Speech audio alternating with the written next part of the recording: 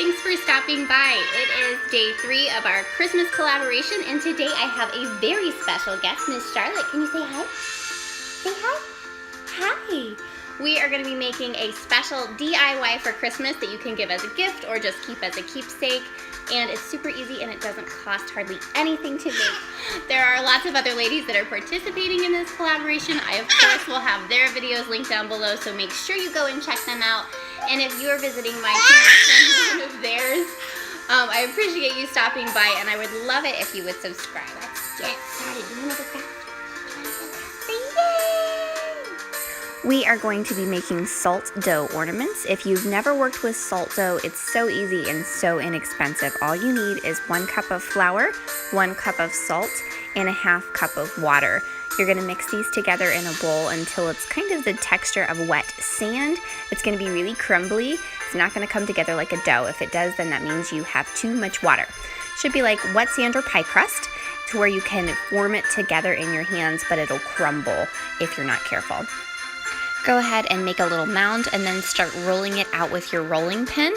And you'll want to roll this until it's about 1/4 of an inch thick. You don't want it too thin, or when you push your child's hand on it, it'll break through the dough. But you don't want it too thick because it'll be very heavy when it dries. So as thin as you can without going all the way through.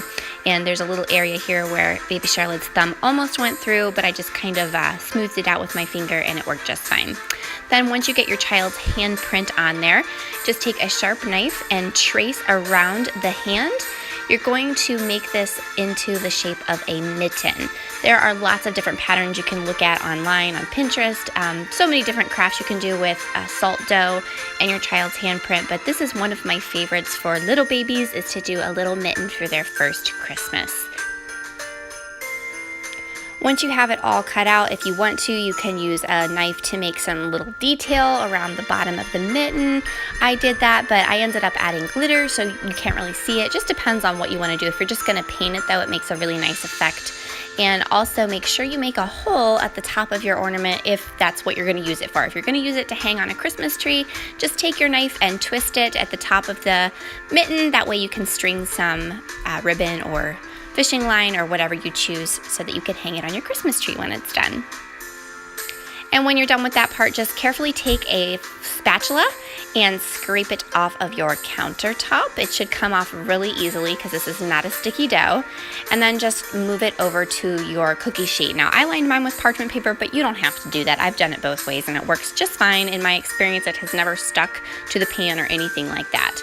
So you're going to pop it on your cookie sheet, and then you're going to put it in an oven at 200 degrees, and it takes quite a while. It takes around 4 hours at least, and you'll want to open it up and just check on it, and it should be hard all over but not brown.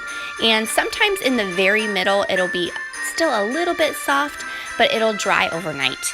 Just be careful with it. And once it's completely hardened and dry, then you are ready to decorate it. You can paint it or do whatever you want with it.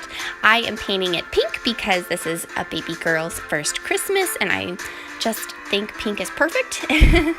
And then once it's all painted and dry, I trace the outside of her handprint with some tacky glue.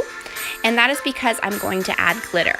And the reason I do this on the outside of her handprint is I really think that it makes the handprint itself pop, and it makes that the focus of the mitten. If you're just putting glitter on the outside of the handprint, then you can use whatever kind of glitter you like. I am using a super fine glitter, and that is because of how I do the wording. Once I'm done, you'll see that in just a minute. So once you get all of your glitter on there, go ahead and just shake off the excess, and you can go ahead and use a dry, clean brush. If there's any excess in the middle, just kind of brush that away. And then you're going to go ahead and let that completely dry. And what I did is I added, you couldn't really see it on camera, so I'm telling you after the fact what I did here. I took a gel pen and I wrote out Charlotte's first Christmas, and while the gel is wet, you dip your brush in that extra fine glitter and just tap it on, and it will actually stick to the gel ink and dry there. And then you can just spray it with some liquid sealant if you choose to, or you could just leave it the way it is. You just have to be careful because that glitter will come off over the years. But other than that, it's ready to hang on your Christmas tree, and you have an awesome keepsake that didn't cost you hardly anything, but you'll have it for years to come. I hope you enjoyed this DIY. Please check out the other girls, and I look forward to seeing you in my next one.